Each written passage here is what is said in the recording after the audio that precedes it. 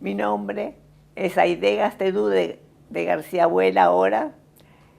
Yo nací en el pueblo de San Justo, en la casa de mi madre, como se usaba en esa época. Nací un 18 de noviembre de 1928. Fue un parto muy difícil. Ella quedó muy arruinada, muchas horas de sufrimiento, y siempre me lo recalcaba. Mi padre esperaba un varón, llenaba siempre poniendo nombre de Ricardo Oscar. Cuando nací yo, me dijo: ¡ay, qué fea! Que la devuelvan. Ese fue mi comienzo de la vida. Contanos cómo estaba conformada tu familia, cómo se llamaban tus padres. Mi madre se llamaba María Isabel Martinto de Gastelú y mi padre Juan Eustaquio Gastelú. Eran de familia descendientes de vascos, Gastelú, que es un apellido vasco, que son los del castillo, no los del castillo dueños, sino los labradores del castillo, la gente de abajo. Y mi madre era de familia Martinto, que también es vasco, y Franza, que es italiano. Vos sos la primera hija de... La primera de ese matrimonio y de mis abuelos.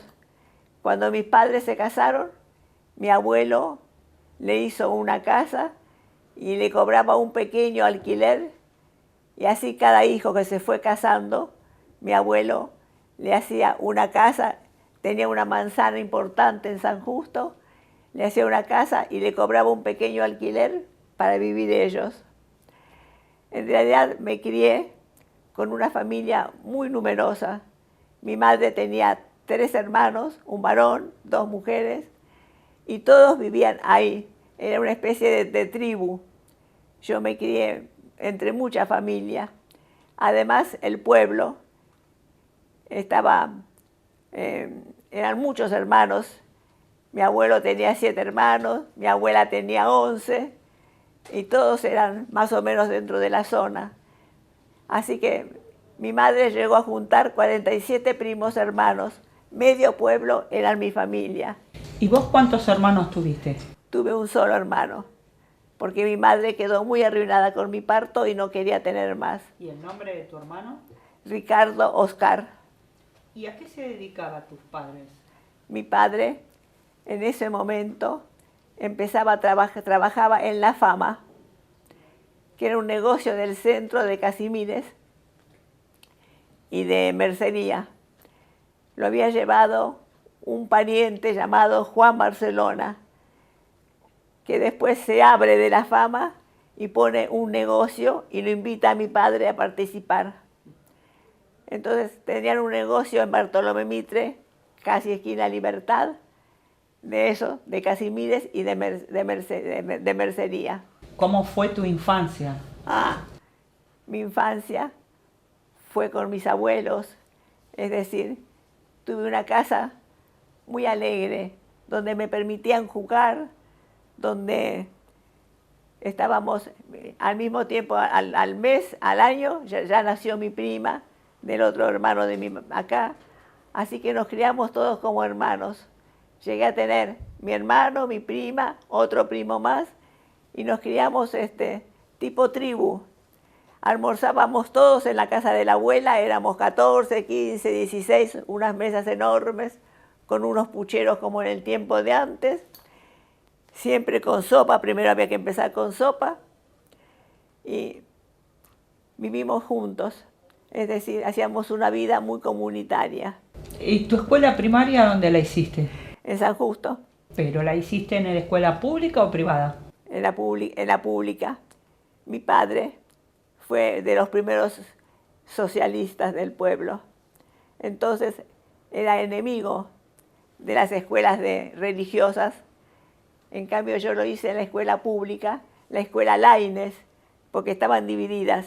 La escuela Laínez tenía hasta 4º grado y después venía la escuela provincia, que quedaba frente a la plaza. pero la escuela Laínez tenía programas más avanzados en ese momento.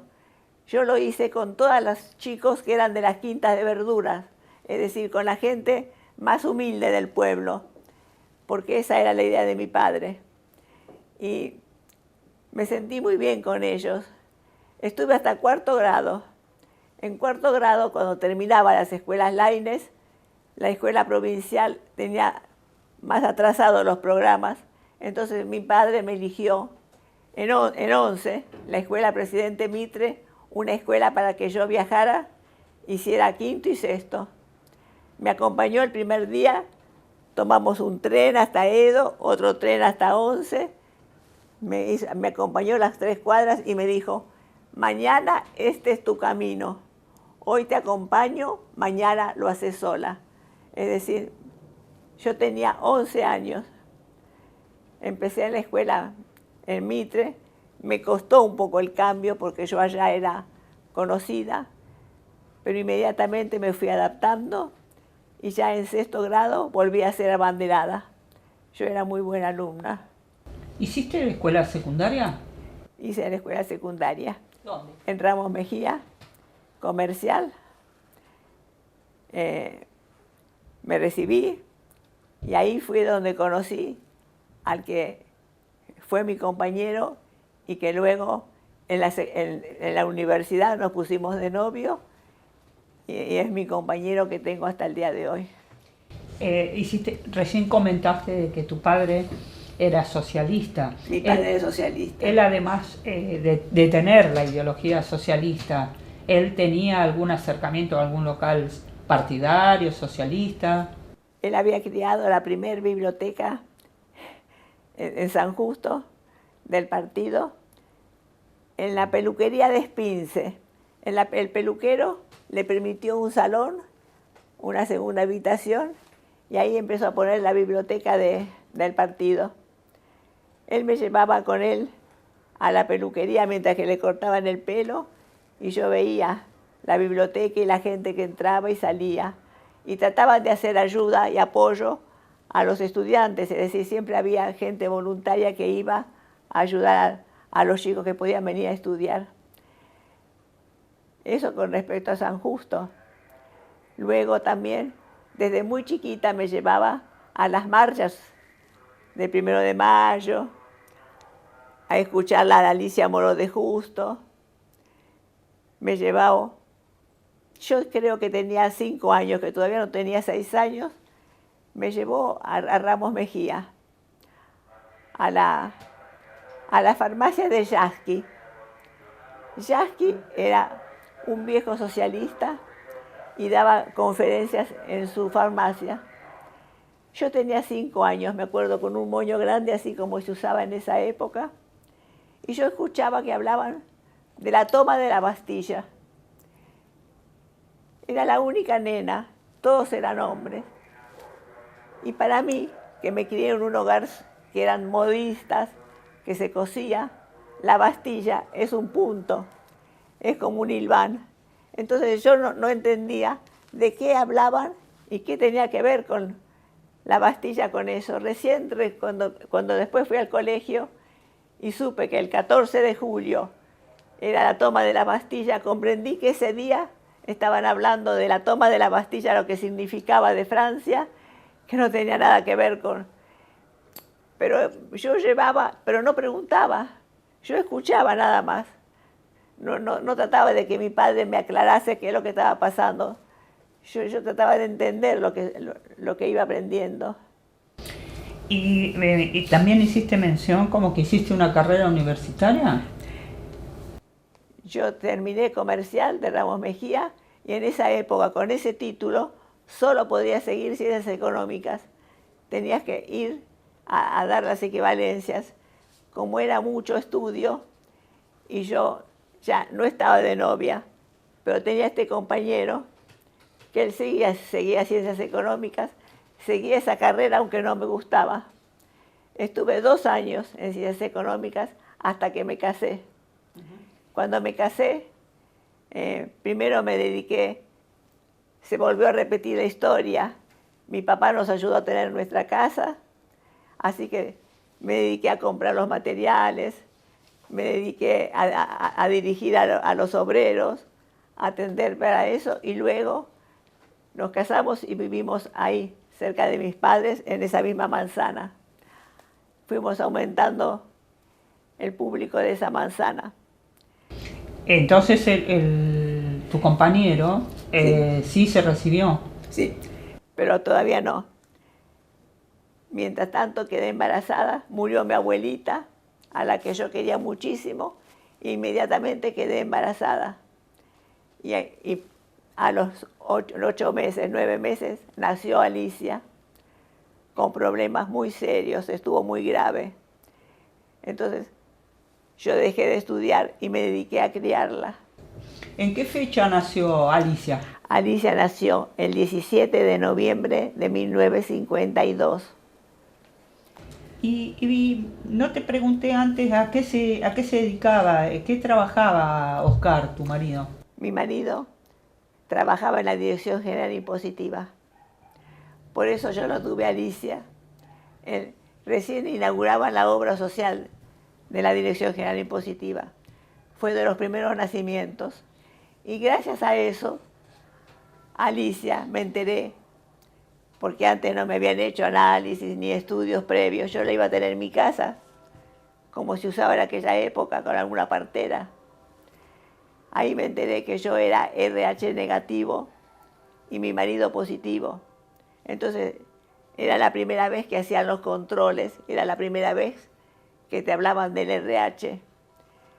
Entonces, controlaron mucho el nacimiento de Alicia. Me hacían análisis. Pero Alicia nació y se asfixió en cuanto nació. El parto fue bueno.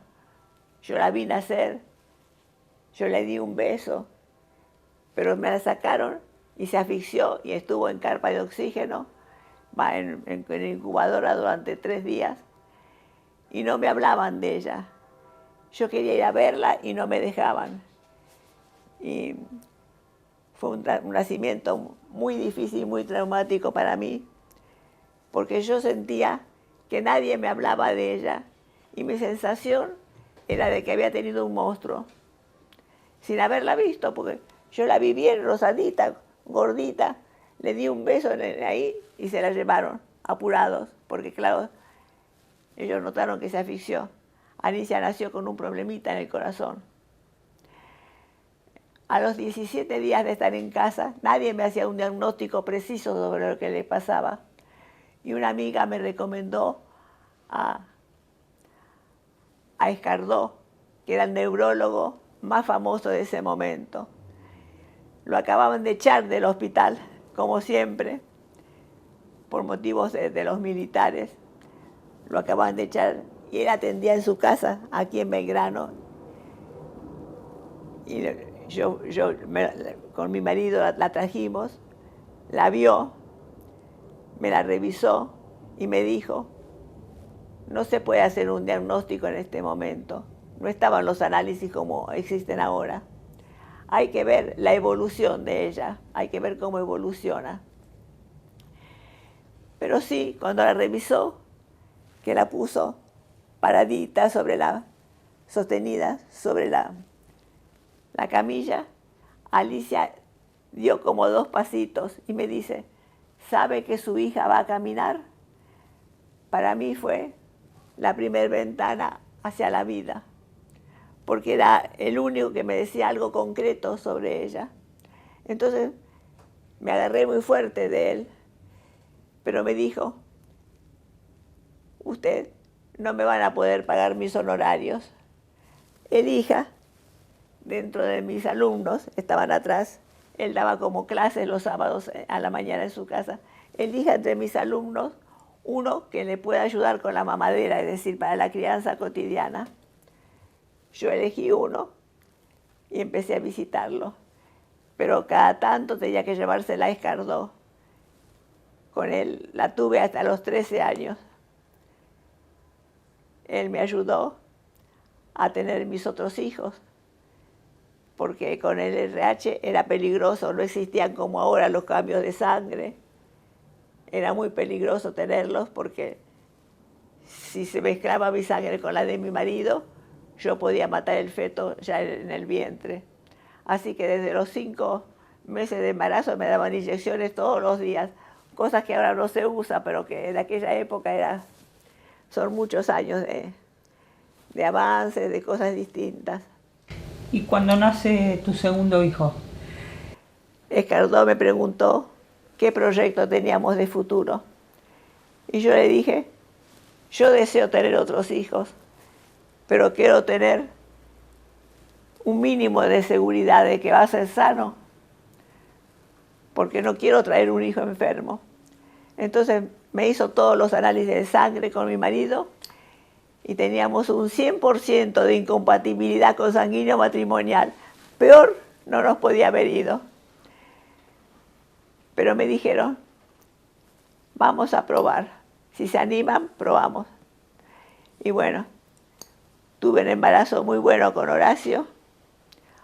Horacio nació sano, nació bien. Y para nosotros fue una de las alegrías más grandes de nuestra vida. ¿En qué fecha nació Horacio? El 24 de febrero. ¿De qué año? Del 55. ¿Y tuvieron otro hijo más? Sí.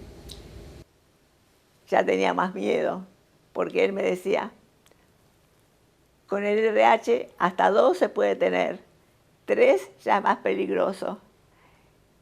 Y eso, si va a tener el tercero, después hablamos, me dijo Escardó. Entonces, quedé embarazada de Diego, tuve mucho miedo esa vez, pero me apoyó mucho mi marido. Me decía, ánimo, nos va a ir bien. Y lo tuve a Diego, que nació el 5 de marzo del 58. 3 años después de Diego, de Horacio. Fue un día de una gran satisfacción y una gran alegría.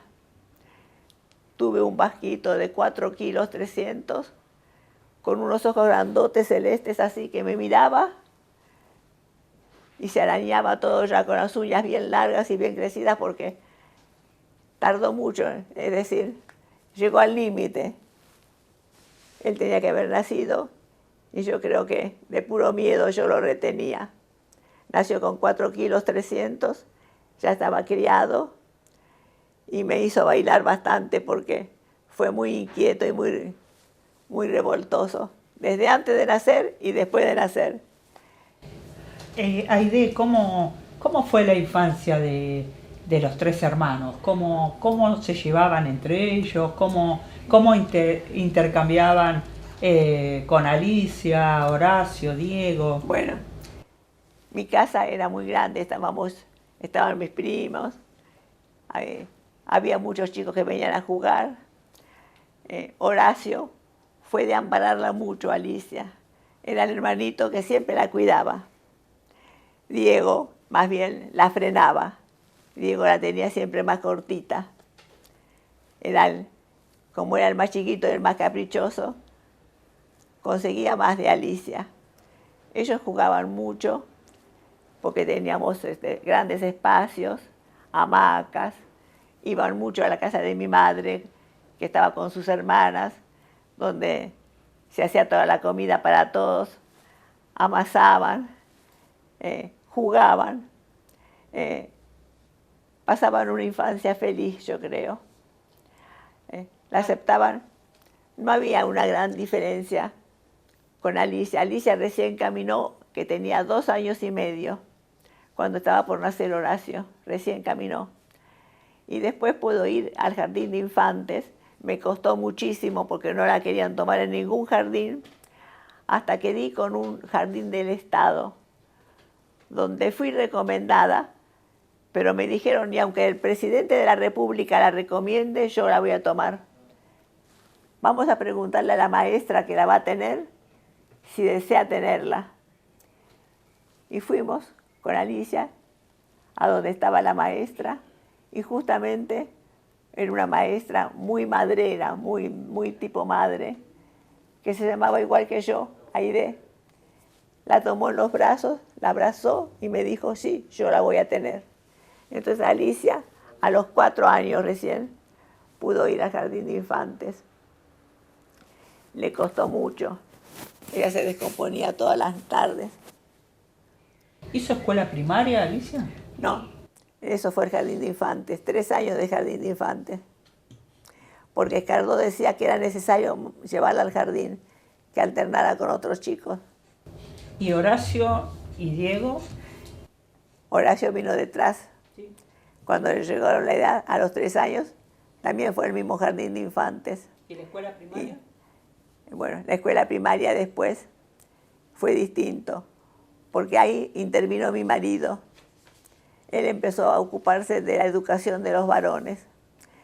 Entonces, nosotros nos criamos, yo en el comercial de Ramos Mejía, él también, pero teníamos al Ward como una escuela de la doble escolaridad y con inglés de tarde.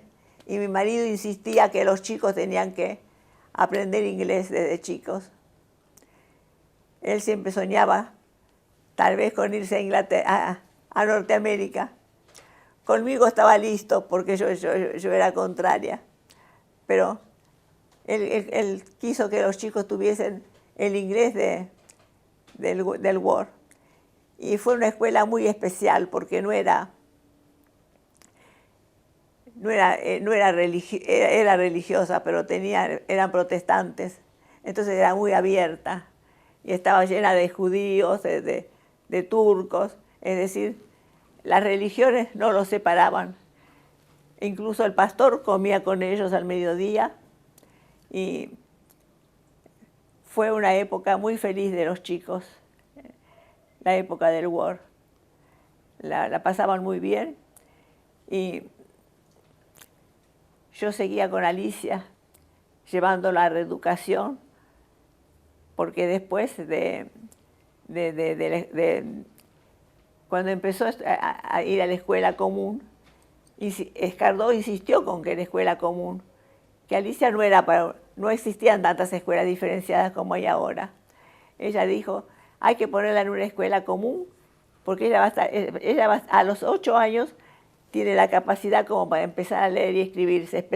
Le hacían los test con las psicólogas para ver cuándo estaba en condiciones.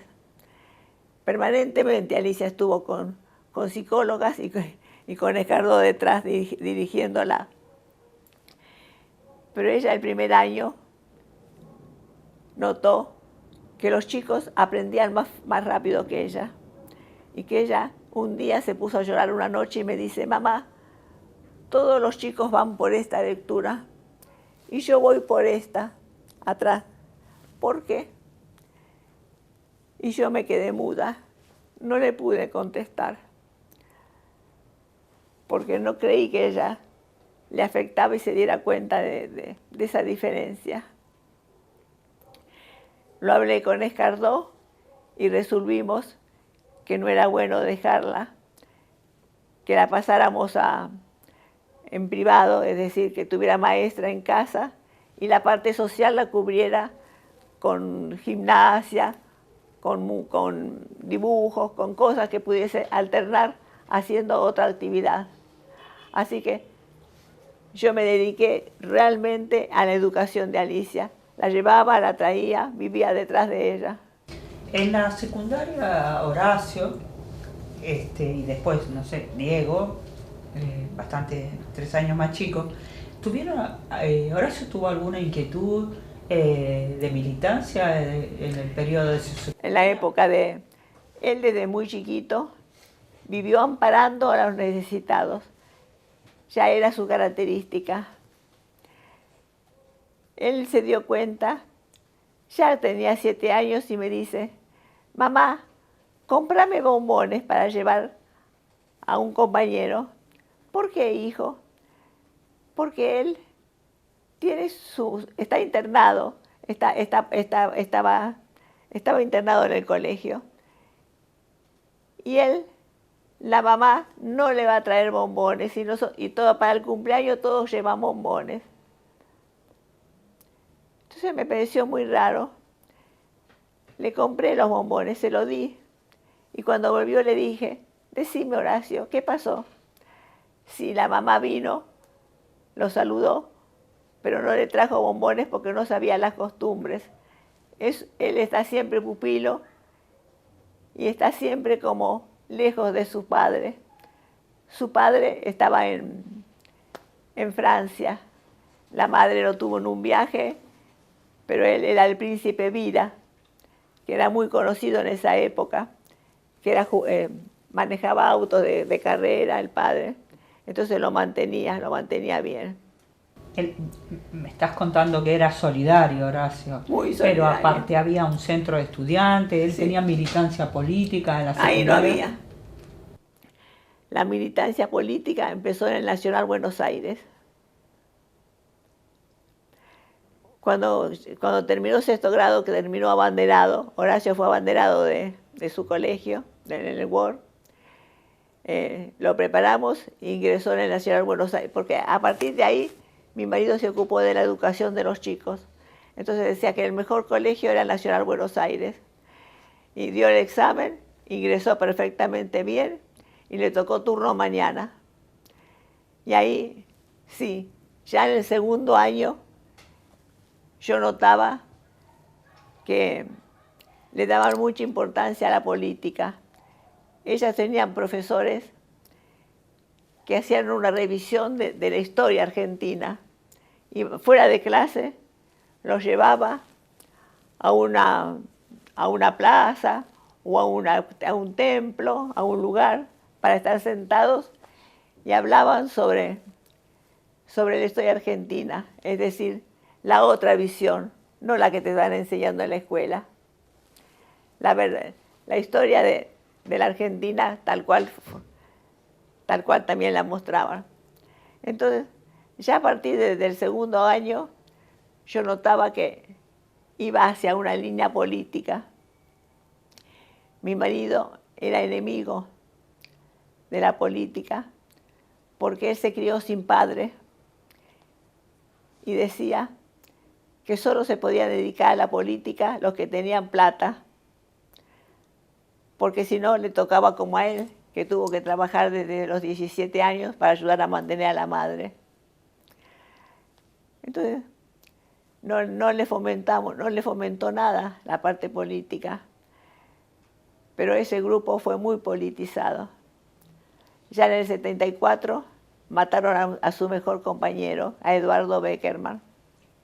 Y cuando termina el Nacional Buenos Aires, él estudia alguna carrera universitaria. Sí, biología.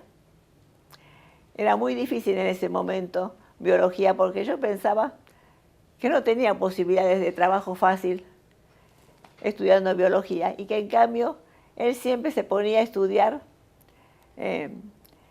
Yo creía que estaba muy sugestionado por la enfermedad de la hermana y que entonces algo de lo que él siempre elegía era amparar a los humildes, amparar a los necesitados y además estudiar algo relacionado con su hermana. Pero era su vocación. Él estudiaba biología y estaba estudiando biología cuando entró a la conscripción, a los 21 años. En la universidad. Sí. ¿Vos tenías conocimiento si él tenía militancia en la universidad? No. En la militancia la tenía desde el Nacional Buenos Aires. Era un grupo muy militar. Fue compañero de Eduardo Beckerman, de Claudio Lemenson, del hijo de Conte. Todos sus compañeros fueron desapareciendo. Cuando terminó, después de lo de Horacio, yo no me quedé con ningún amigo de él. Ya todos habían desaparecido. Cuando entró a la conscripción, todavía no había habido el golpe de Estado. Él entró en la conscripción unos días antes, en enero, y en febrero fue el golpe de Estado, ¿no? Marzo. Entonces, en el momento ese, él estaba haciendo la instrucción en La Plata y lo trasladan directamente a Bahía Blanca. Cuando pudimos comunicarnos con él, porque no tenía comunicación con nosotros, nos enteramos que estaba en calidad de observado. Es decir, que ya a los chicos que salían del Nacional Buenos Aires, a muchos, no les daban instrucción militar. Los tenían observados. Entonces él tenía uno que lo hacía y que lo investigaba y lo hablaba permanentemente. Así que sabemos perfectamente que tenía peligro. Porque ya Eduardo lo habían matado en el 74. Desde ese momento yo no tuve más paz. Traté de convencerlo, le conseguí un trabajo en Norteamérica, en el Banco Nación, con un primo que trabajaba allá. Y él me dijo, si me mandan, mamá, yo a los 3 meses vuelvo y paso a la clandestinidad. Entonces opté por dejarlo porque dije, por lo menos lo tengo en casa y lo veo. Con el grupo de compañeros que vos nombraste, que él militaba, ¿era alguna organización, digamos, peronista, de izquierda? ¿Te enteraste dónde militaba él? Bueno, yo le pregunté, cuando él me decía, ¿por qué nosotros hacemos? ¿Por qué nosotros hablamos? ¿Por qué nosotros? Decime, Horacio, ¿quiénes somos nosotros? Y me dice, mamá, ¿qué importa la sigla? Lo que importa es el proyecto. Es decir, hoy será esto, mañana será esto, después será otra cosa. Lo que importa es el ideal que vos vas a llevar en la vida. Y la vida no merece si no es con un ideal. No merece ser vivida. Pero después te enteraste. ¿Eh? ¿Te enteraste después dónde militaba él? No. Te podré decir que era montonero. Pero es una... No lo tengo de su propia palabra. Pero sí, todo ese grupo era montonero. Incluso algunos tomaron el arma. Claudio Levenson, yo sé que se fue a Tucumán y era guerrillero. Yo lo único que le pedía, Horacio, si vos te vas a dedicar a la política, que seas el médico que cura una herida, pero no el que toma un fusil para herir a otro. Por favor, te lo pido, era lo que más le pedía. Ahí, cuando él estaba haciendo la carrera y lo llaman a hacer la conscripción, ¿trabajaba en algún lugar? Sí. ¿Dónde? En una firma exportadora de flores, que lo habían tomado para empleado. Él podía haberse salvado de la conscripción, porque él tenía posibilidades de que pagaran y que no hiciera la conscripción en ese momento. Y nos dijo, ¿ustedes qué prefieren? ¿Que yo pague y no haga la conscripción o que vaya a la conscripción? Todavía no había sido el golpe de Estado. Y yo creí que iba a tener un año de paz. Entonces él dijo, no, nosotros preferimos que haga la conscripción. Yo lo acompañé también a mi marido cuando él hizo la conscripción en Campo de Mayo y sé lo que eso significaba. Bueno, comentaste antes que la conscripción a él lo derivan a Bahía Blanca. ¿Ustedes lo podían visitar? A él, sí. No, yo fui para el día de la jura de la bandera. Yo le escribía, él recibía, pero yo sabía, porque él me lo había dicho, de que cuidado con lo que él escribía porque le leían todas las cartas antes de dárselas. Así que siempre las cartas eran familiares, un beso, un abrazo, nunca nada importante. Entonces le dije, yo voy a ir a verte jurar la bandera. Me dice, mamá, no vengas, si yo no tengo salida, él no lo dejaba salir solo. Él no tenía permiso para salir. La vez que salió fue que le conseguimos un permiso especial. ¿Tenía pareja en esa época él? ¿Tenía novia? Sí. ¿Y el nombre de la novia? Ada Victoria Porta. Era de familia italiana, trabajaba, tenía 17 años, trabajaba en yacimientos carboníferos fiscales. Su padre, que era un viejo ingeniero, trabajaba en el INTI. Ajá. ¿Cómo se En este momento está muy de moda todo lo que pasa en el INTI y en yacimientos carboníferos fiscales acá en... ¿Cómo se conocieron? Y a través de la política. Un hermano de ella le presentó. Bueno, el 24 de marzo de 1976 es el golpe de Estado. ¿Cómo lo vivieron ustedes como familia? ¿Qué recordás? Sí. Y Dodó nos acompañó a nosotros cuando juró la bandera Horacio. Fuimos con Diego, mi marido. Alicia no quiso ir porque dijo, las marchas militares a mí no me gustan. Ese tum, tum, tum, tum, yo no lo aguanto, así que yo no voy. Ella ya se definía, y él siempre de muy chica, se definían las cosas y decía, esto sí, esto no. Y cuando era no, era no. Es decir, a veces no lo podía explicar perfectamente, pero sabía muy bien lo que quería y lo que le pasaba. bueno, ¿cómo vivieron ese día y los días posteriores? Bueno, Horacio, la noche anterior durmieron en mi casa. Horacio, Dodó, y fuimos a cenar a la casa de unos primos. Al día siguiente le hacían una despedida a Horacio en la casa de Dodó. Él no iba mucho, muy pocas veces iba a Banfield, porque era más lejos, más bien Dodó se quedaba en mi casa. ¿Quién es Dodó? La novia, Ada Victoria Porta. Esa noche me llama y me dice, mira mamá, ya tengo el uniforme, lo había mandado a la tintorería, lo tenía colgado en casa, tengo el boleto para volver el lunes a Bahía Blanca. Esta noche hacen una despedida, un asado en la casa de Dodó, me voy a quedar a dormir acá, me avisó. Al día siguiente, a la mañana no tuve noticias, pero después del mediodía llamaron los padres de Dodó para avisar que fuéramos a Banfield. No nos dieron noticia por teléfono, pero el tono de ellos nos hizo presagiar, nos dio miedo.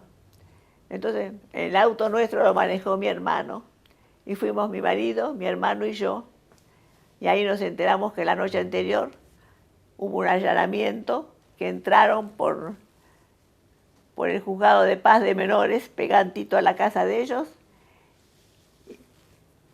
Los torturaron a los chicos en la cocina, los encerraron a los padres en un escritorio, le pusieron un mueble delante, y a todos los hermanos los ataron, les pusieron la capucha y les robaron pequeñas cosas que iban viendo.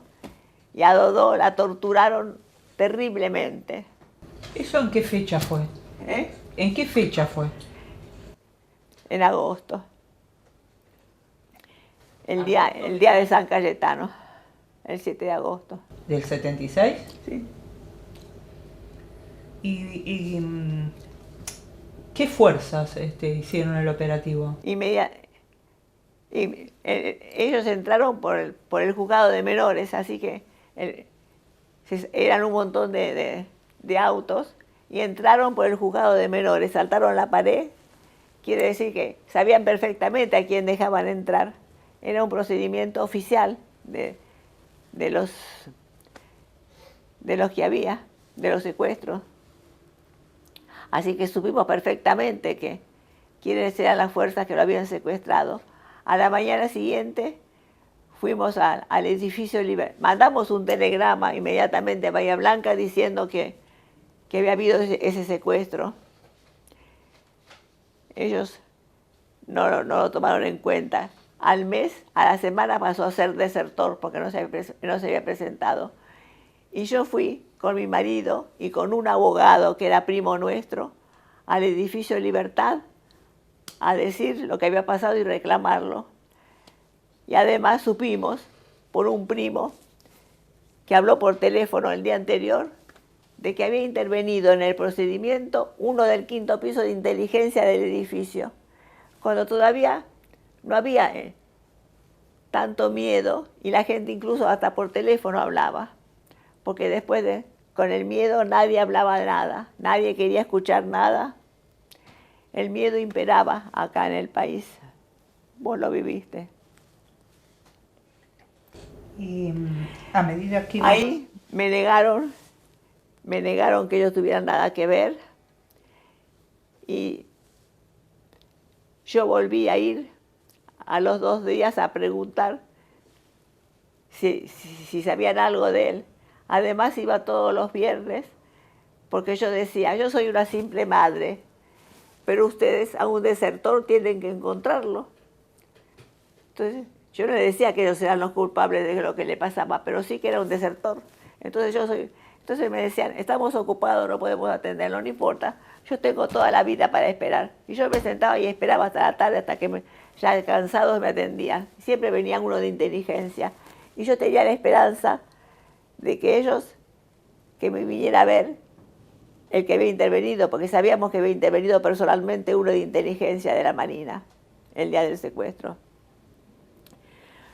Lo que no supimos en esa época era que el procedimiento fue por Dodó, porque ella también tenía intervención naval en su trabajo. A ella también la hacía hablar el naval que estaba con ella, responsable. Y cuando lo encontraron, le dicen, ¿y vos te escondías acá? Le dijeron a mi hijo. Y yo no lo creí en ese momento. Recién después de muchos años que pude reconstruir todo eso, sé todo el entramado que había en eso. Bueno, toda mi visión de eso lo fui cambiando, pero bueno, igual no tuvo arreglo. Horacio no apareció, Dodó tampoco. Pero sí sé, después de muchos años, que Dodó salió muy lastimada, ahogándose en sangre, porque no podía hablar. Ese muchacho que después de 30 años se animó a hablar, estaba ahí tocando la guitarra con un hermano de Dodó. Y durante 30 años no habló con nadie.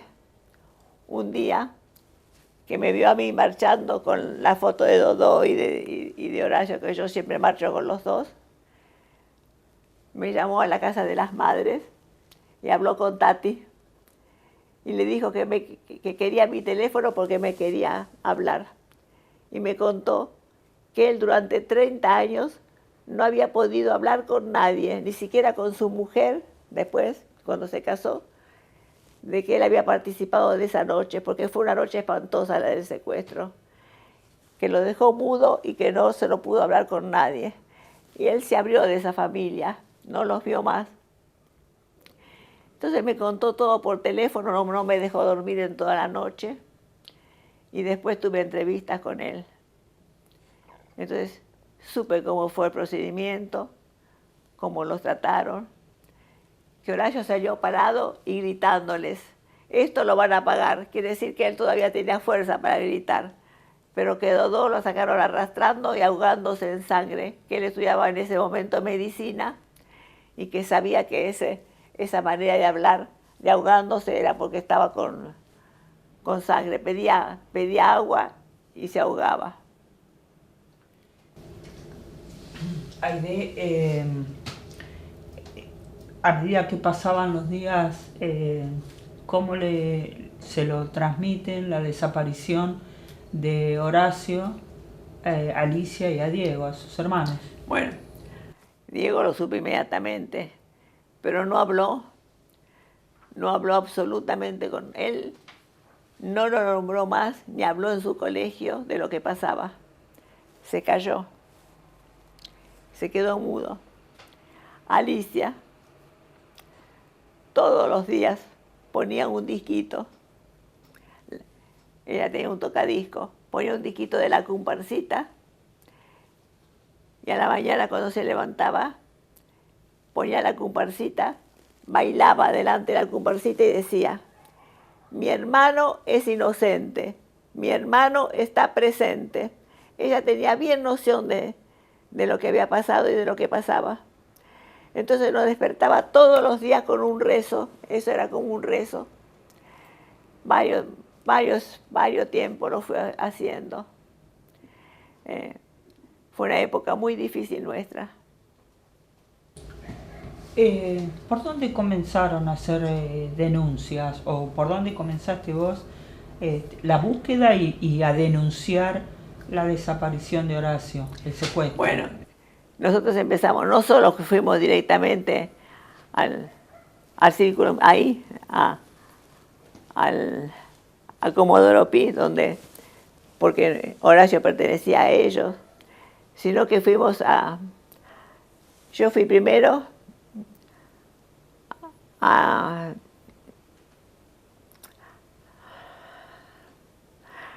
me encontré con un socialista. Bueno, estaba en la calle Callao, ¿cómo se llama? Bueno, en este momento ¿Fuiste a la Liga? no, sí fui a la Liga, pero no me gustó, no me sentí bien. Fui a la otra, A la PDH. a la PDH. Me encontré con Pasic y me sentí amparada, es decir, me sentí con alguien conocido y empecé a visitar la PDH. Había varios que atendían y mientras tanto, como yo siempre iba a reclamarlo, enseguida inmediatamente me enteré que en Estela Maris atendía un sacerdote. Yo también fui de las primeras que fui, no porque creyera en el sacerdote, porque yo me crié en contra de la iglesia, así que no creí para nada en él. Pero fuimos con mi marido, nos tomó nota, hacía un fichero. ¿Te acordás quién te atendió? Sí, Gracieli. Estaba en una oficina en un costado, nos tomaba las notas y yo le decía, intervino, yo señalaba por la ventanilla, intervino alguien del 5º piso de inteligencia, porque lo supe personalmente. Y me dice, sí, ellos son los culpables. Me señalaba para allá, es decir, al revés. Trataba de sacarme datos a mí. Entonces yo no le daba mayores datos porque no le tenía ninguna confianza, para nada. Dice, vuelva a la semana que voy a ver si le averiguo algo. Y yo a la semana fui y me encontré con otras señoras. No nos conocíamos, no nos hablábamos de puro miedo. Hasta que uno se levantó y nos dio un papelito diciendo, nos encontramos en la Plaza de Mayo, tal fecha, a las 3:30 de la tarde. ¿Y en qué lugar conociste a esas señoras? ¿Quién era? ¿En qué lugar conociste a esas Ahí, señoras? en lo de Gracieli. Ahí estaba. Entonces, ella dio un papelito a cada uno y dijo, vamos a encontrarnos en Plaza de Mayo. Y cuando yo llegué a mi casa, ese día no fui con mi marido, y cuando llegué a casa y le dije, el sábado voy a ir a Plaza de Mayo a encontrarme con una señora. Sábado, me dice, a las 3 de la tarde. ¿Y qué vas a ir a la plaza? ¿Y con quién te vas a encontrar? No sé, las que estaban como yo. Eran personas que estaban reclamando por sus hijos o buscando noticias. No sé quiénes eran, pero yo voy a ir. Entonces agarré el monedero, el cospel, el documento, lo menos posible y una llave. Y tomé el subte. Yo vivía en Caballito en esa época ya, en la calle Rosario. Tomé el subte y cuando llego a la plaza era un sábado y no había ni un alma. Era un sábado caluroso, todavía con calor. Estaban las palomas, totalmente vacío, no es como ahora cuando uno va, hay público o hay gente, nadie. Entonces, de enfrente de la catedral iban 3 señoras del brazo así. Yo me animé a acercarme a esas señoras y como yo tenían un monedito en la mano, porque instintivamente no llevábamos cartera, no llevábamos nada para demostrar que no teníamos nada, que no teníamos armas, que decir, que éramos simples mujeres. Entonces me animé a hablarlas y le digo, díganme, ¿ustedes están por algo acá? uno de puro susto hace preguntas terriblemente inteligentes. Entonces me dice, sí, dijimos de encontrarnos, pero no hay nadie. Me dice, de la otra punta, del lado del Banco Nación, venían tres señoras, nosotras tres y tres señoras por allá. Y nos encontramos cerca de la pirámide, en una esquina. En el medio venía una bien bajita, tipo pueblerina, muy conversadora. Entonces empezó a contar que teníamos que juntarnos, porque juntas podemos llegar a hacer algo. Entonces yo la veía muy desenvuelta, muy decidida, y le dije, decime, ¿a vos quién te manda? La pregunta más inútil, más ignorante que se me puede ocurrir, pero es lo que me salía así de puro susto. ¿Cómo quién me manda?, me dice. Vos pensás que juntas podemos llegar a hacer algo, separadas, nada. Eso fue un sello para toda nuestra vida. Sigue siendo el mismo sello.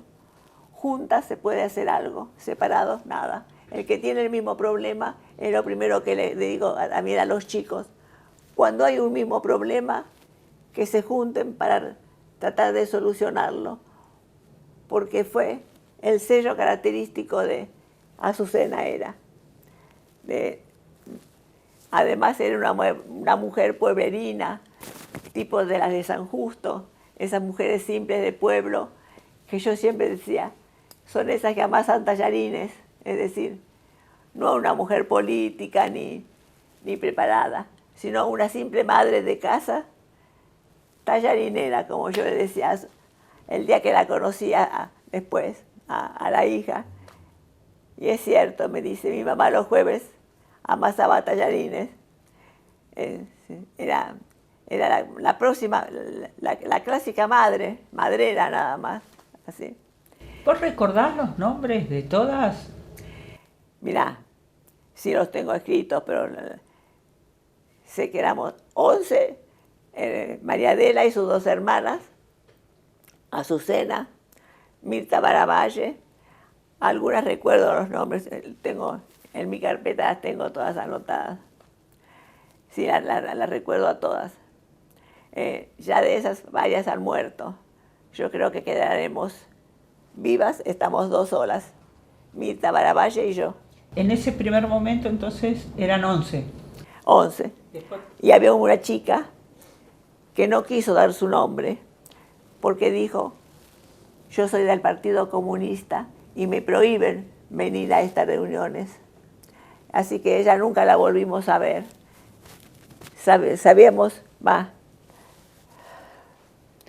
Supimos eso. La primera señora que me encontré junto con sus dos hermanas me dio su nombre, es María de Lagarde Antocolets, y me dio la noticia, por lo cual yo me entusiasmé para seguir yendo. Me dijo que ella había ido una adivina y que le había dicho, cuando desapareció su hijo, que a la semana iba a volver su nuera. Y efectivamente, a la semana volvió la nuera. Y la nuera le contó que en ese lugar donde ella estaba con el hijo, había otra gente, es decir, que había lugares donde los tenían, que se escuchaba ruido de trenes, es decir, le dio ciertos datos.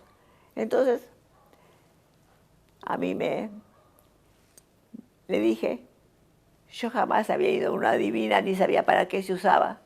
Le dije, ¿y yo puedo ir a esa divina? Si vos querés, sí, me dice, yo te doy el teléfono. Y ahí nomás en la esquina, ese primer día, me dio el teléfono de una persona. Yo la llamé. Cuando le dije a mi marido no me quería dejar ir, pero igual un día hice la cita y fui. Y me encontré con una señora en la calle Reconquista, en un piso, una señora muy mayor, muy agradable, muy tierna, que me tomó la mano y me dice, ¿qué te pasa, hija? Y yo dije, busco a mi hijo que fue secuestrado. ¿Cómo se llama tu hijo? Mi hijo y la nuera, y la novia. ¿Cómo se llamaba? Entonces me dice, espera un momento, me tomó la mano. Me dice, yo estoy mirando la pantalla mental y veo que tu hijo está sentado contra un tronco muy triste, sentado en el suelo, que está escribiendo pequeñas notas o versitos, pero está muy triste. Él sabe lo que pasó. Ay, me dice, dijo una mala palabra y su mamá le dio una cachetada. Es decir, veía una escena que a lo mejor había pasado o no. Dodó era muy prepotente, era de mucho carácter, tenía 17 años, pero era bastante peleadora, vamos a decir. Pero me dice, ¿estaba embarazada? Que yo sepa, no, le dije. Hay una criatura entre medio de ellos. Y me la describió. Es una chica con un con un cabello largo, que tiene una dificultad para caminar. Entonces me di cuenta que me estaba describiendo a Alicia, porque Alicia tenía una caderita salida y caminaba como una pequeña renguera, vamos a decir, ¿no? Ni yo misma, si tenía que describirla, si me hubiese ocurrido describirla así. Quiere decir que ella, en esa pantalla mental, la veía. Y me dice, ay, me dice, tengo que pedirte una cosa. Si me podés traer a esta niña, me gustaría verla, tener una entrevista con ella. Yo cuando salí de ahí dije, ni loca le voy a traer a Alicia a un ambiente así. No la voy a hacer enloquecer, pobre, más que las cosas que tiene, así que no fui más. Estábamos anteriormente en ese sábado que fuiste por primera vez a la plaza. A la plaza. Bueno, contame cómo continuó las reuniones entre ustedes y qué tareas empezaron a realizar juntas las madres. En principio teníamos proyectado pedir una entrevista a Videla. En realidad nos equivocamos y le digo, ¿cómo elegiste un sábado? Ah, me dice, por error, porque un señor que estaba cantó tal día y salió sábado. Como todas las cosas nuestras, salió por error ese día. No era el día sábado que teníamos que ir un día cualquiera entre semana para poder cruzar y pedir una entrevista con Videla. En realidad la idea de ella era juntar varias madres o varias personas para pedir una entrevista con Videla, es decir, empezar a hacer trámites. También había en Balcarce 50, había una puerta por la cual vos podías entrar a denunciar lo que te había pasado y te tomaban nota, que era de la policía. Te tomaban nota y te daban una tarjeta de que tal día te habías presentado reclamando por tu hijo que había sido secuestrado o había perdido o no había vuelto. Y te daban un número y te decían que a la semana volvieras a preguntar si habían averiguado algo. Sabíamos que eso era mentira, que no nos iban a decir nada, pero era un lugar donde podíamos ir y encontrarnos. Así, a la segunda vez que fui, al lado mío estaba sentada otra señora que le dije, ¿vos estás por algo acá? Sí. Estoy buscando a mi hija, me dice. Entonces me entero de que era del Nacional Buenos Aires. Era la primera persona que yo me encontraba de que su hija era del Nacional Buenos Aires igual que Horacio. Entonces le dije, Horacio también era del Nacional Buenos Aires. Bueno, me dice, cuando salgas de acá, en la esquina, nos encontramos para poder conversar mejor, porque ahí no se podía conversar bien, ¿viste? Te escuchaban. Esa fue Vera Harach, que la encontré, nos encontramos en la esquina y le dije, hacía más o menos un mes y pico que ya íbamos a la plaza. Vos sabés que nos reunimos los jueves en la plaza a tal hora. No sabía, me dice. Yo trabajo, ella trabajaba en Anza, a 3 cuadras y media de ahí. Decime a qué hora se van a encontrar, yo voy a ir también. Y empezó a venir, para disgusto de Jorge, su marido, porque nuestros maridos no nos dejaban ir. Decían, ustedes están locas, se están exponiendo, ¿qué van a ir a hacer todas juntas ahí? Ella también, Jorge se enojó, no quería que fuera, pero cuando llegaba esa hora, ella dejaba de trabajar y venía y se encontraba con nosotros. ¿Qué hacíamos? Saber que habíamos averiguado, así apareció una hija que la devolvieron, que es una que después de las que fueron secuestradas ellas en la Santa Cruz, ¿no? Devolvieron la hija y le dijimos, no vengas más, y devolvieron a tu hija. No, dice, yo las voy a acompañar hasta que aparezca el último desaparecido de ustedes. Y siguió viniendo. ¿Quién era? Una de las, la paraguaya, una de las 3 madres que desaparecieron con Azucena en la Santa Cruz con un beso de Astiz. No dejábamos venir ningún joven ni ninguna persona joven, tratábamos de que fueran señoras grandes, madres, que los jóvenes no se metieran, y menos jóvenes varones. El que vino fue Astiz, que estaba muy preparado y no supo engañarnos. Supo engañarnos, como están preparados por inteligencia, supo hacer un cuento de que su madre estaba muy enferma, de que incluso le dábamos plata para viajar. Le prestábamos plata para que pudiera viajar. Venía con un hermanito o con una hermanita. Una de las chicas que traía era una de las que estaban detenidas en la ESMA. Después nos enteramos. ¿Y ustedes dónde se reunían? Además de ir a la plaza, ¿se reunían en algún lugar, alguna casa? Todavía no. Hacíamos las reuniones ahí. Y después, si empezaron a reunirse en alguna casa, después cuando hubo más dificultades, yo personalmente no iba a la casa más que del trabajo. Cuando yo terminaba de trabajar me iba a mi casa porque la tenía Alicia enferma, es decir, tenía que cuidarla, la sacaba de la casa de mi madre que la dejaba y la llevaba a comer con nosotros. Así que nunca fui a la casa de nadie, hice solamente la vida de la plaza. ¿Y cómo se hacían solicitadas en los diarios? No, la primera solicitada fue la que al juntar los fondos, Astiz hizo el procedimiento. En la Santa Cruz nos recibían y nos daban un lugar como para cobijarnos, nos permitían reunirnos ahí en la Santa Cruz.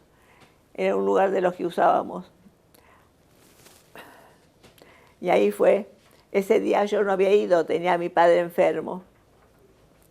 Entonces Astiz dio un beso bien marcado a las que tenían que llevarse. Inmediatamente bajaron de autos y se llevaron a las que él había marcado. Pero él desapareció y las madres se quedaban preocupadas, decían, ¿qué habrá pasado con este muchacho? Estaban preocupadas por él. Solamente después de las Malvinas, cuando se entregó, reconocieron que ese que se estaba entregando era el Astiz famoso, era el Gustavo Niño, que se había mezclado con nosotros y nos supo engañar, porque estaban preparados para eso. Nosotros éramos simples madres que buscaban sus hijos, no teníamos una preparación para poder... y nos supo engañar. ¿Y cómo siguen ustedes a partir de ese momento de la desaparición de las compañeras de ustedes y de los demás? El primer momento fue de susto, pero lo que nos dio la seguridad, o por lo menos a mí y a mi grupo, de que no secuestraron ni marcaron a gente de la PDH, ni de la Liga, ni de allá, sino que lo que le molestaba era la marcha silenciosa de las madres. Entonces dijimos, es lo más importante de todo, es lo que no tenemos que aflojar, porque esto es lo que les molesta, porque vinieron a atacarnos a nosotras. Entonces eso nos unió más que nos dio más fuerza. Dijimos, es el movimiento que más les molesta, es lo que tenemos que seguir haciendo. ¿Ustedes cambiaron de día o seguían siendo los sábados? Los jueves. En principio fueron un sábado, después... No, pasó. Después, inmediatamente fue el viernes y después pasaron enseguida al jueves. Ya para esa época hacía rato que nos juntábamos los jueves. Y en ese momento eran acompañadas por sus maridos. No, mi marido o Santiago, que fue también un padre muy cercano, trabajaba cerca. Entonces mi marido iba una cuadra antes a esperarme, a ver cómo salía y cómo volvía. Es decir, nos acompañaban hasta cierto lugar, pero no queríamos que vinieran ellos. Es decir, queríamos estar solamente nosotros las mujeres. ¿Por qué? Por miedo. Porque si venían los hombres era más fácil que... Había como una especie de... No sé si nos sentíamos amparadas por ser madres que buscaban sus hijos, que nadie nos podía parar, que nadie nos podía decir nada. Tanto que cuando después empezaron a llevarse de ahí de la plaza, ya sabíamos que el día que paraban un colectivo 60 y lo dejaban desocupado, ese día seguro que nos iban a llevar. Entonces, yo ya estaba preparada. Cuando sabía que paraban el 60 y la desocupaban, yo me agarraba del brazo de cualquier hombre que pasaba y le decía, por favor, cruzame la calle. Y yo me escapaba, porque en mi casa yo decía, me van a matar si me dejo llevar presa por Alicia. Alicia me precisa, yo tengo que volver a casa por Alicia, yo no me puedo dejar llevar. Así que nunca fui presa. Tuve suerte en cierta forma, pero también porque conscientemente me escapaba. La obligación de nosotros era quedarnos. La primera que se llevaban era Amanda, una mujer chiquita así, operada del corazón. La subían entre dos y la subían enseguida en el colectivo. Ya sabíamos que ese día se llevaban a todas. Varias veces las llevaron.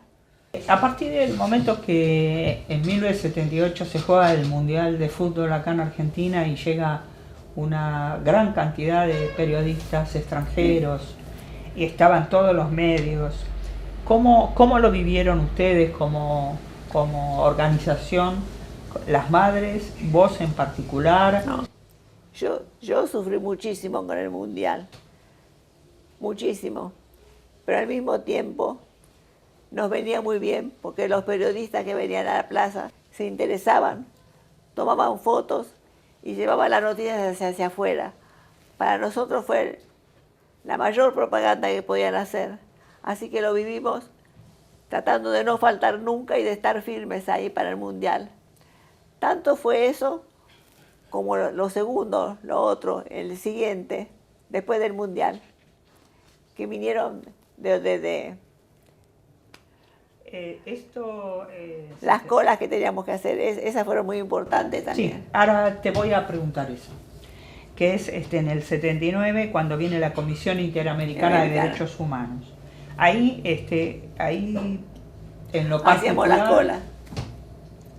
En lo particular vas a hacer la denuncia, sí. Van en grupo como madres, sí. ¿Qué resultó a modo de respuesta tanto para el interior, o sea, para dentro del país o fuera del país, esa comisión? ¿Qué representó? Mirá, yo creo que en la comisión no teníamos tanta confianza como no tenemos nunca hacia lo que nos venga la ayuda de afuera. Pero sí nos servía para hacer las colas, para que se viera. Pasaban los del fútbol, nos gritaban.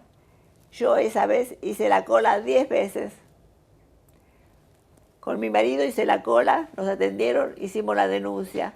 Pero después acompañaba nada más que para hacer número. Así que hice infinidad de colas esos días. La segunda vez que la hice, yo estaba con Georgie Eppelman, una de las madres, muy conocida y que muy luchadora, muy capaz y muy inteligente. Yo estaba detrás de ella en la cola, hablando, Georgie tal cosa, hablando fuerte. nosotras. Entonces, atrás de nosotros hay un muchacho que dice, ¿a usted la llaman Georgie? Sí, le dice ella. ¿Puedo hablar con usted? Sí, le dijo, ¿cómo no? Entonces yo me fui para un costado, porque cuando uno podía hablar con alguien, mejor era personalmente, sin testigos. Se iban a sentir mejor él de poder hablar con ella, que yo no fuera testigo de eso. Y él le dijo, yo estuve detenido en la zona entre San Justo y Tablada, en un lugar. Yo estuve con sus hijos, no con el primero, con los dos que trajeron del Uruguay. Los trajeron en avión desde el Uruguay. Le nombró a la nena, le nombró al muchacho y le dijo, ella estaba muy flojita. Entonces, Georgie le preguntó el nombre. Era un obrero de Entre Ríos. Era un simple obrero de un trabajo, ¿no es cierto? Yo estuve con sus hijos y yo vengo a hacer la denuncia de lo de él, dijo, ¿no? Entonces Georgie le tomó los datos. No le teníamos mucha confianza, teníamos miedo de que fuera uno de estos que vienen a engañarte. Pero los datos que le daba y le hablaba de los hijos, Georgie se comprobó que sí, que efectivamente, porque le hablaba de datos de los chicos que solamente quien había estado con los chicos podían saberlos. Entonces, cuando vino cuando Alfonsín, la CONADEP, no, ella consiguió a este muchacho, lo citó, lo encontró, lo fueron a buscar y le sirvió de testigo. Le sirvió de testigo para decir que sí, que los hijos habían estado acá, que habían sido traídos en el Uruguay, secuestrados en el Uruguay y traídos en avión. Fue muy importante eso. En diciembre del 81 las madres organizaron la primera marcha de la resistencia. Sí. ¿Fuiste parte de la organización? Yo participé, no de la organización, pero sí de ir, sí. ¿Cómo fue esa experiencia que todavía estaba la dictadura militar gobernando, no? Sí. Para mí todo lo que era estar junto con las madres y poder manifestarse, hacer número, era positivo. Cuanto más nos encontráramos, mejor era. Si conseguíamos que gente que nos acompañara, mejor. ¿Y que esa primera marcha, qué efecto, tuvo algún efecto en la sociedad? ¿Pudieron ver más visible? ¿Pudieron poner... Llovía. Fue un día muy difícil. Y creo que sí, que todo lo que hacía era positivo. Era positivo para que la gente creyera, porque hasta mis propias vecinas no me creían. Creían que yo estaba loca y que yo inventaba las cosas. Que no. Después, cuando pasó el tiempo, me decían, ay, discúlpeme, yo creí que usted estaba mal de la cabeza, que hablaba cosas de que no eran, porque yo aprovechaba el almacén y contaba todo sin parar, o paraba en las colas también, para que se enteraran, pero nadie me quería escuchar. Y yo creo que los almaceneros me debían odiar, porque la gente se iba, no quería escuchar, tenía miedo hasta de escuchar lo que yo contaba. Eso fue en Caballito, con un público de clase media. En el año 82 se declara la Guerra de Malvinas. ¿Qué significó eso en lo particular y para ustedes, las madres? Nosotros no creímos en eso. Y yo tenía la experiencia anterior del Bigle. Cuando mi hijo Diego salió de la conscripción, el que lo despidió le dijo, en octubre, como un solo hombre, ustedes tienen que presentarse, no tienen que esperar que la patria los llame. Y nosotros, cuando él vino y nos contó, eso era marzo, dijimos, qué cosa rara, ¿de qué están hablando? Y cuando se fue acercando a lo del Bigle, tuvimos miedo de que él, que acababa de ser soldado, fuera citado. Entonces hicimos un trámite, hipotecamos nuestra casa y le sacamos pasajes para Inglaterra, para un curso de esos que son 2 o 3 meses de inglés en una escuela, para que estuviera fuera del país. Y lo sacamos del país. Ya estudiaba, estaba en la facultad y ya estaba estudiando ingeniería. Le faltaban los exámenes. Me decía, mamá, ustedes están locos, nadie hace esto. No importa, hijo, no te voy a pedir, te prometo que no te voy a pedir nunca más nada en la vida, pero esto obedecenos. Vos te vas a Inglaterra, elegí Inglaterra, a pesar de que no era mi simpatía, pero por el inglés, para que perfeccionara su inglés y no lo perdiera.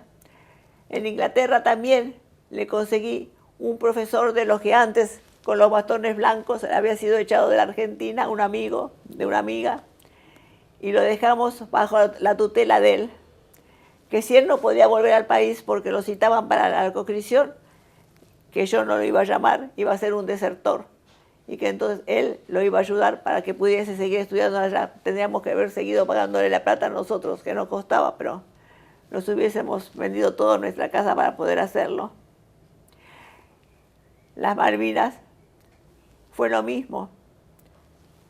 A este loco borracho no le creíamos nada. Para mí fue terrible, porque yo había pasado ya la experiencia de Diego. Para mí era toda una fantochada. Fue de mucho sufrimiento. Y el fútbol en el mismo momento, todo fue sufrimiento. Un sufrimiento muy grande, que me dura hasta el día de hoy. Y en 1983, con la vuelta de la democracia, el gobierno de Alfonsín, bueno, ¿qué significó para ustedes? Esperanza. Esperanza. Y eso en lo particular, familiar, todavía la esperanza de encontrar a sus hijos con vida.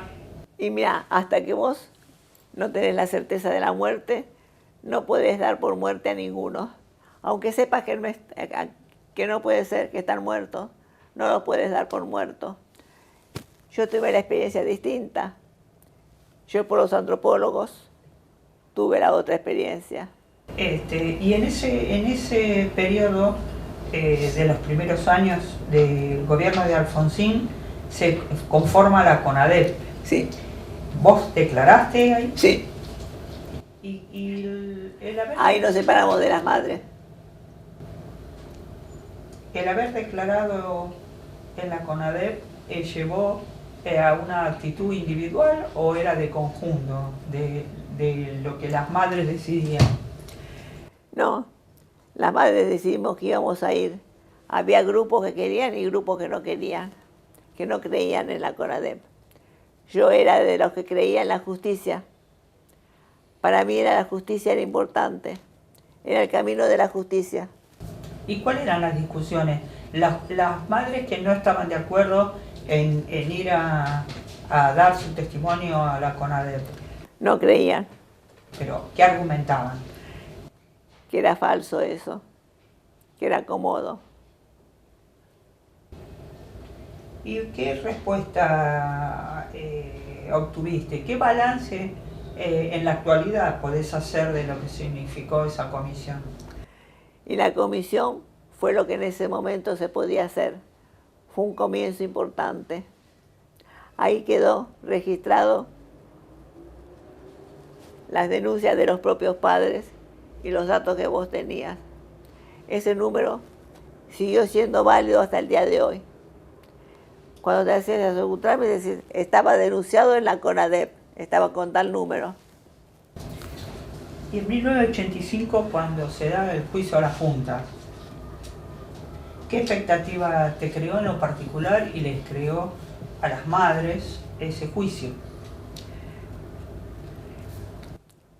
El juicio es lo que se logró. Hasta ahí creíamos que había que seguir con la justicia adelante. ¿Estuviste presente en alguno de esos juicios? Sí. No en el... Estuve 2 o 3 veces y el día anterior que decretaron ya el final, yo estuve presente, concurrí. Iba con un grupo de madres. ¿Y qué rol pensás fue en ese momento el de los sobrevivientes? Los sobrevivientes, Los que fueron y dieron testimonio. sí, fueron muy importantes. Yo respeto mucho la persona que pudo sobrevivir y pudo dar su denuncia, aunque era un paso muy difícil para ellos, porque eran muy rechazados, porque se pensaban que estuvieron vendidos, que estuvieron encerrados. Sé que fue difícil y muy doloroso. Todos quedaron muy marcados, muy doloroso para ellos. ¿En alguno hubo algún testimonio donde hayan comentado que vieron a tu hijo, Horacio? Tuve que lo vieron en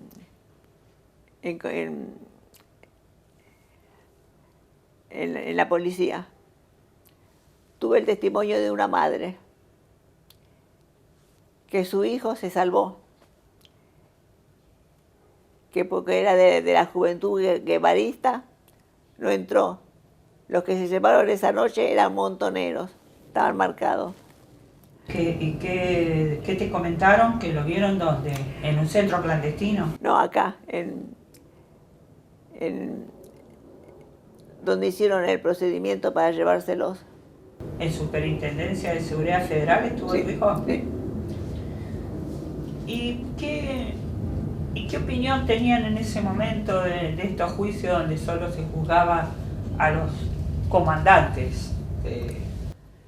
Y tenía que haber, en ese momento se tenía que haber juzgado también personalmente a Arguintegui, porque era el ministro del Interior en ese momento, y esa noche estaba ahí. Pero no tuvimos testigos para que dijeron, yo lo vi. No hubo testigos que se animaran a decir, yo lo vi. Ella estaba ahí. Entonces, ese día fueron juzgados las autoridades policiales que estaban. Pero el verdadero responsable en ese momento fue Arguintegui, que esa noche estaba. Sabían que iba a pasar algo serio. Yo me refiero al juicio a las juntas. Sí. Que se hayan juzgado nada más que a ellos. ¿Ustedes? No, eso fue antes. Estoy en eso. Entonces, ¿ustedes que en ese momento tomaron alguna actitud, pedían por el juzgamiento de los grados menores? No. ¿Cómo hicieron? De todos. De las autoridades, de los capos. Varias madres denunciaron. Varias madres se presentaron, varias madres hablaron por la televisión. ¿En qué año y cuántas integrantes de las madres que estaban en la Asociación Madres de Plaza de Mayo toman la determinación de separarse del grupo y pasar a ser Madre de Plaza de Mayo línea fundadora? Porque hubo grandes discusiones por la CONADEP. Los que no permitían ir, las discusiones fueron muy grandes. Y Eve, que había venido con un grupo muy politizado de La Plata, tenía la fuerza bruta, la fuerza que la sigue teniendo. Esa fuerza bruta, eso, de meterse y hablar brutamente de todas las cosas. En ese momento, hasta nos recomendaban que era conveniente que siguiera ella en esa posición, porque era aguerrida y era enfrentadora. Nosotros no estábamos de acuerdo con ese procedimiento. Así que varias nos fuimos separando y nos quedamos fuera de la casa, fuera de los documentos, nos quedamos nuevamente en la calle, a reunirnos en las esquinas o en la casa de alguna. Fue un momento muy difícil, pero teníamos la decisión de que no era nuestro camino. Nuestro camino era la justicia. Nosotros queríamos apoyar la justicia mucho más que ahora. ¿Cómo continúan?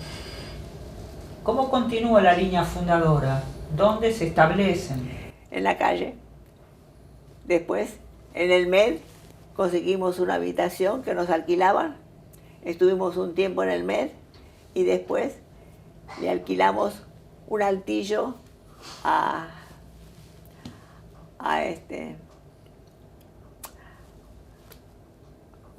no me sale el nombre. Un altillo que nos cobraba $300 por mes para tenernos ahí y se los pagábamos. Pero todos los que trabajaban con él nos ayudaban. Nosotros no manejábamos computadoras ni teníamos los elementos, pero sí los que estaban trabajando afuera nos ayudaban a todos los trabajos que teníamos que hacer las madres.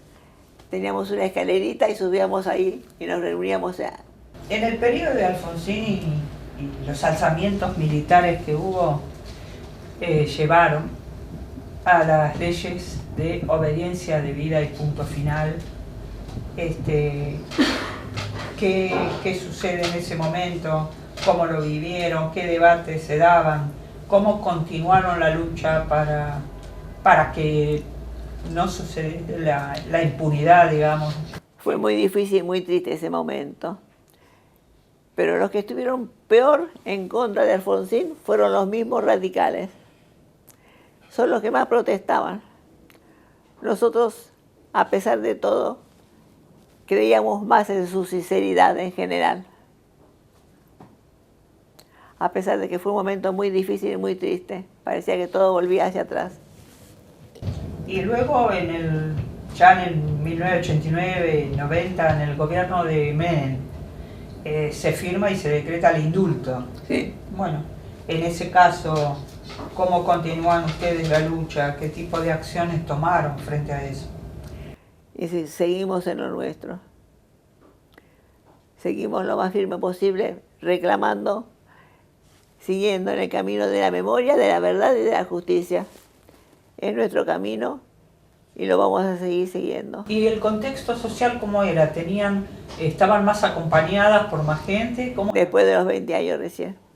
A los 20 años, cuando cumplimos los 20 años, la marcha que hicimos fue la primera vez que el público se acercó con más simpatía.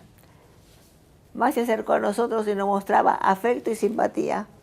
Los 20 años fueron muy marcados de aceptación. Recién a los 20 años te puedo decir que el pueblo nos valoró o se acercó de otra manera. Notamos una gran diferencia. Yo tengo las fotos de ese día que me regaló un fotógrafo que me la trajo en especial a la Casa de las Madres. Para mí fue un día antes y después. ¿Y en qué momento la consigna aparición con vida cambia y por qué a juicio y castigo a los culpables?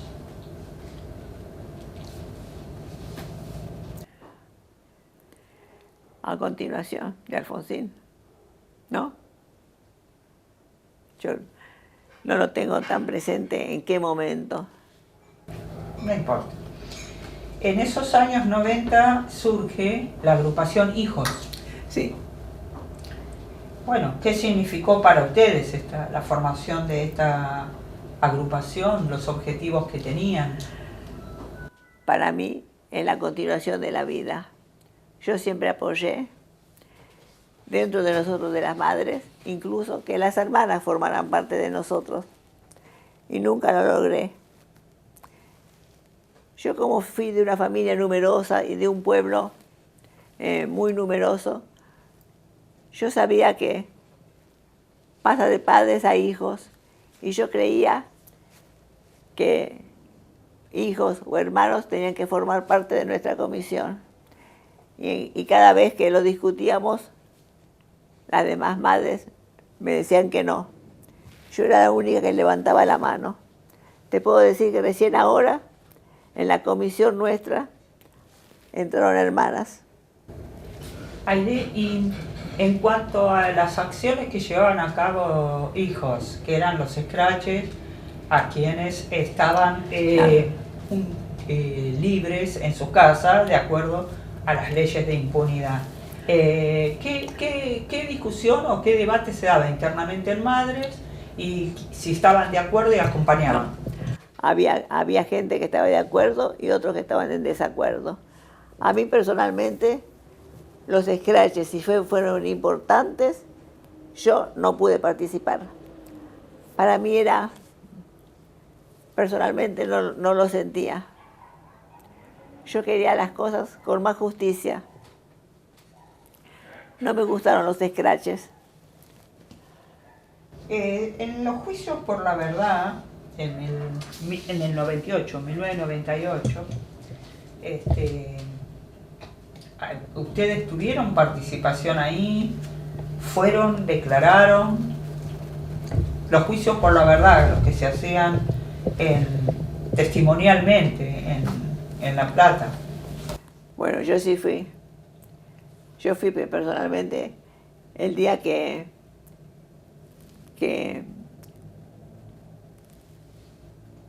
atacaron, salió el último de este sacerdote.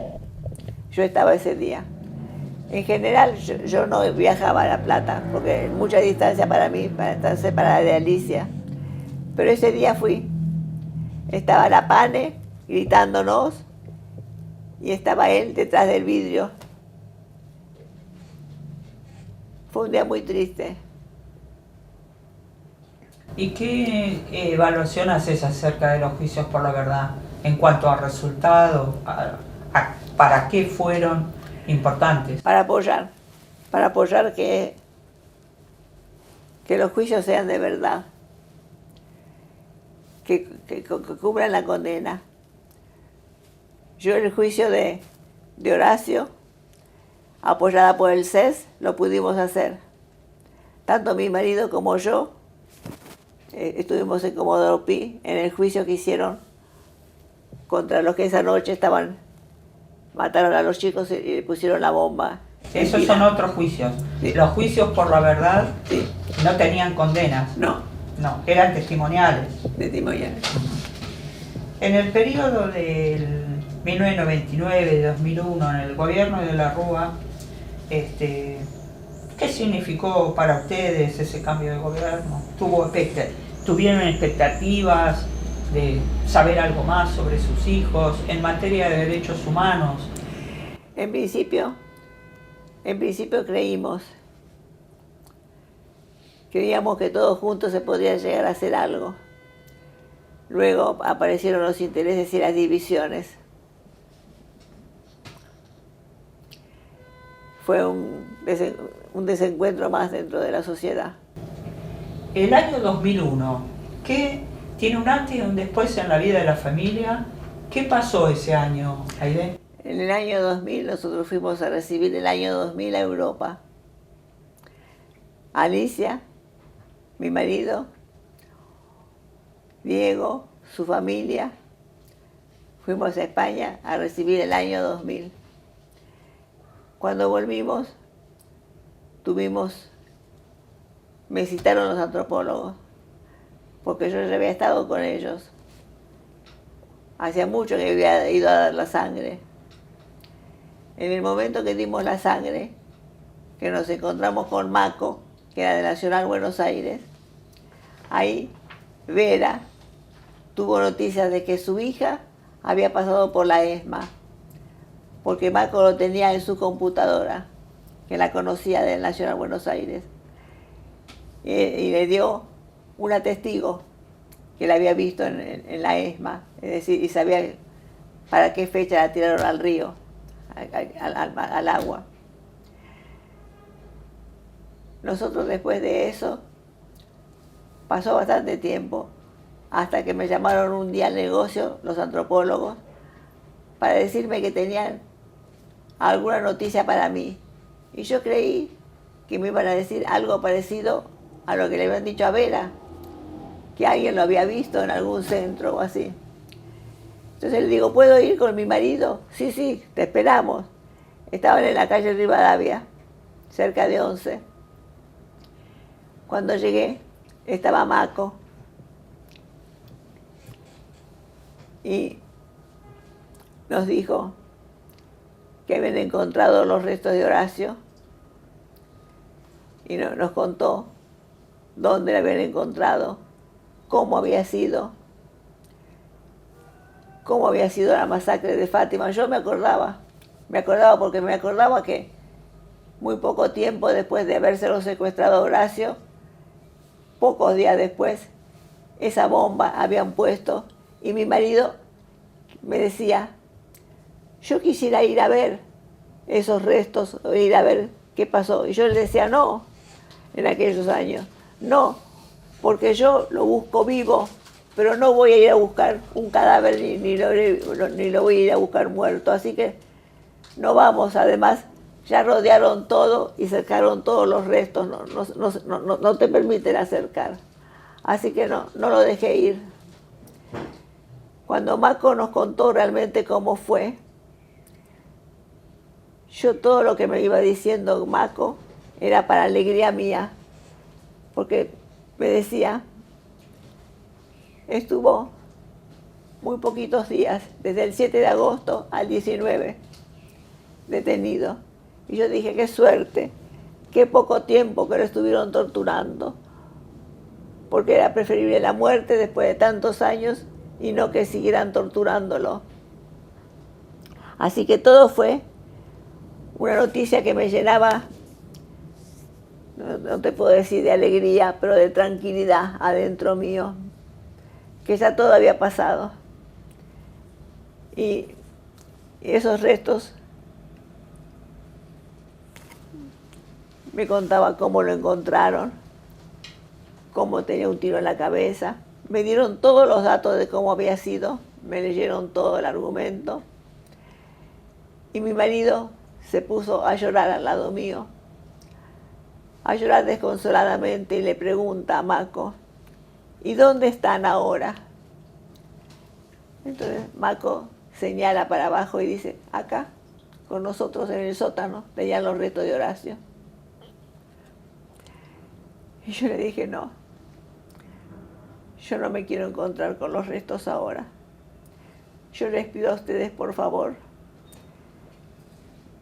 que hagamos los trámites necesarios, pero a mí me lo entreguen en mis brazos y yo lo quiero recibir en la Santa Cruz, que es donde siempre nos ayudaron. Yo quiero ser el lugar del encuentro de la Santa Cruz. Me dijeron que sí. Estuvieron como 3 meses haciendo trámites en la justicia para pasar de desaparecido a muerto. Y cuando me avisaron que estaba, fuimos a Santa Cruz con Enriqueta, que me acompañó, la mamá de Dodó, a pedirle a Carlitos que yo quería recibir los restos de Horacio ahí, en la Santa Cruz, donde siempre nos habían cobijado. Pero que no quería algo triste, porque para mí que él volviera como podía volver, era como volver al hogar.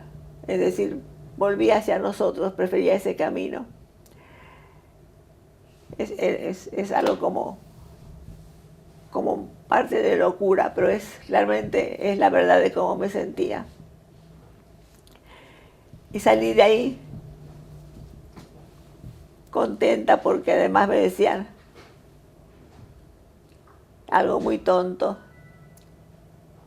que en los restos lo habían encontrado con medias. Y yo dije, pobre, menos mal que con ese frío que se llevaron, por lo menos tenía medias para estar abrigado. Es decir, eran todas cosas como locas, pero las tenía todas juntas en la cabeza. Y tal cual, cuando lo recibí en la Santa Cruz, Carlitos, que le fuimos a pedir, no una misa, pero sí un encuentro donde reinase la alegría, porque para mí era bueno que volviese a nuestro hogar. Entonces, todas las canciones que yo le pedía, Carlitos me decía, sí, yo lo toco. Entonces él lo tocó con la guitarrita y todas las madres me acompañaron. Y todos los compañeros de la Ciudad de Buenos Aires que se fueron enterando vinieron ese día.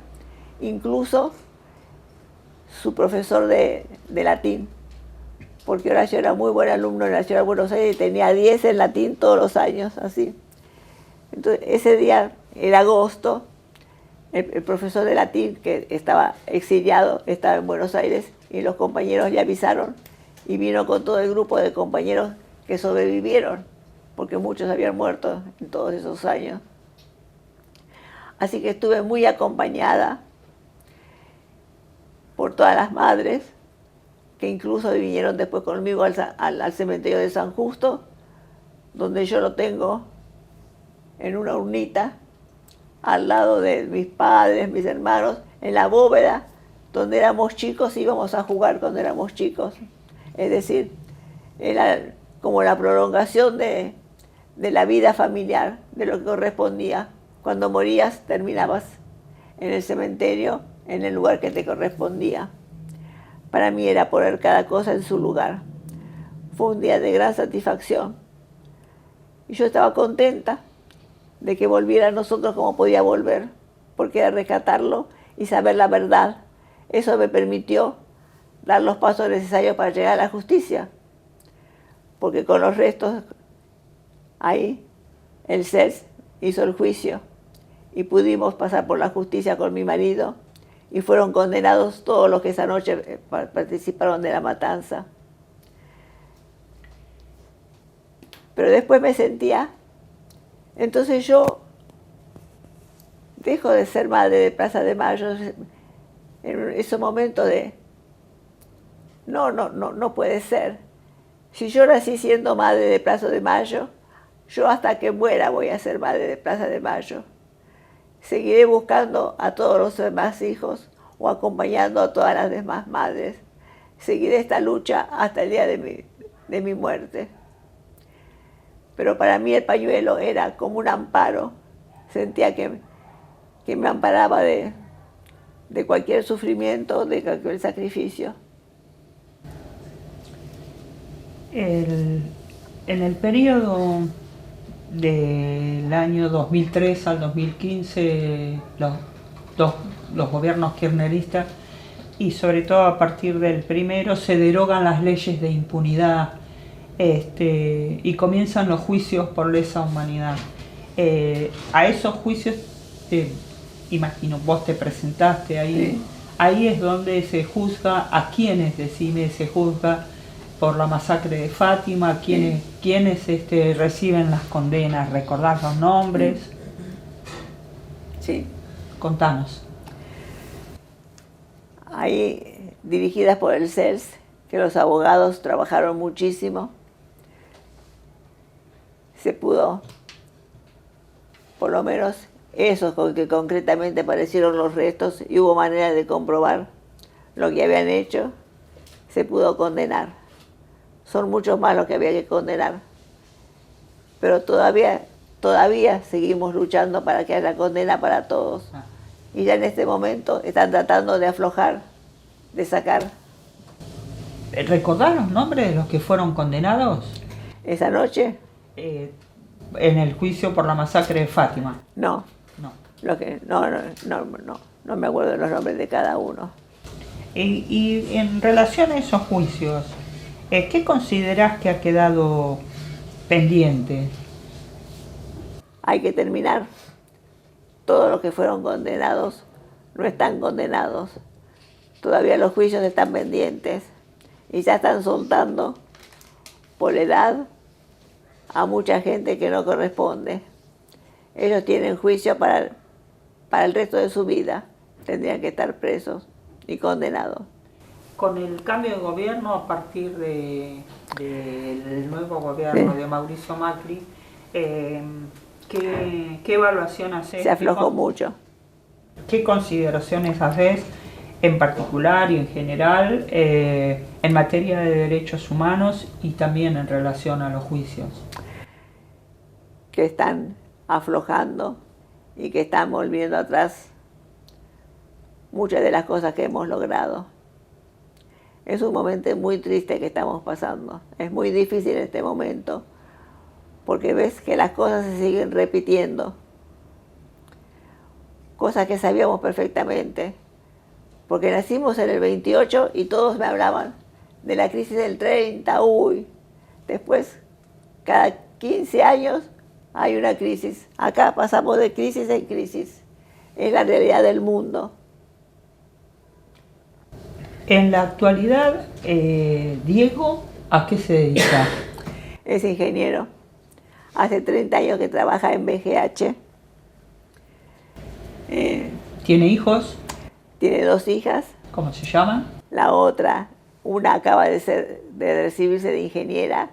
La otra estudió en ciencias económicas y trabaja en una empresa importante. Y también Gaby trabaja en una empresa importante. ¿Cómo se llaman tus nietas? Gabriela y Paula. Tiene 30 años Paula y 27 Gabriela. ¿Y Alicia qué pasó? Alicia hace 1 año y medio que falleció. La tuve, ella empezó con Alzheimer. Cuando viajamos en el 2001 a la vuelta, compramos un tiempo compartido en Bariloche y fuimos con ella, siempre viajaba con nosotros, y empezó a levantarse de la mesa y a saludar a otra mesa, a tener actitudes raras que nunca las tenía, a escribir cartelitos y darle al mozo, a hacer cositas que nunca hacía. Y cuando volví, fui al neurólogo y me dice, tenés que estar preparada, porque Alicia cae en un Alzheimer, que en estos casos sabe ser muy avanzado, es decir, es muy fácil que cuando cae avance mucho. Lo que hice fue ir a Fleni y ponerme en un curso para entender qué es lo que pasaba con esa enfermedad, cómo se podía ayudar o en qué la podía aliviar. A ella le tomó muy fuerte, porque no solo tuvo la falta de conocimiento, sino que tuvo convulsiones, que quedó paralítica, que quedó postrada. Lo único que yo le pedí a los médicos es que yo no quería que me la sacaran de mis brazos, que yo la quería cuidar mientras que yo tuviera vida. Entonces, tuvo internación domiciliaria. Tuvo 8 años y medio con internación domiciliaria, paralítica, postrada en una cama, con sonda. Fue muy difícil todo, pero ella estaba, dentro de lo que te puedo decir, cuidado y sanita. Aide, ¿continúas en Madre, Plaza de Mayo, línea fundadora? Sí. ¿Y qué mensaje último nos querés dejar? Me fue muy difícil porque yo fui, primero, que para mí fue importante cuando consiguieron comprar ese departamento que tenemos, que es nuestra casa, que lo hicimos con lo que el pueblo nos daba el dinero, porque hacíamos conciertos, nos hacían. El último fue el del Nano, que fue el más importante, que es el que nos dejó más dólares. Nos daban siempre un porcentaje de lo que ellos ganaban. Y con eso, Aurora Morea consiguió comprar el departamento de abajo. Es decir, tenemos un cuadro muy lindo, con todos los festivales, y diciendo, esta casa se compró con dinero del pueblo. El pueblo, con las entradas, pagó para que pudiéramos tener esta casa. ¿Qué mensaje nos querés dejar? Que hay que unirse para luchar, que la lucha es buena y que ayuda a vivir. La lucha hace que uno pueda superar los problemas y que te dé salud. Yo creo que cuando más luchas, más salud tenés.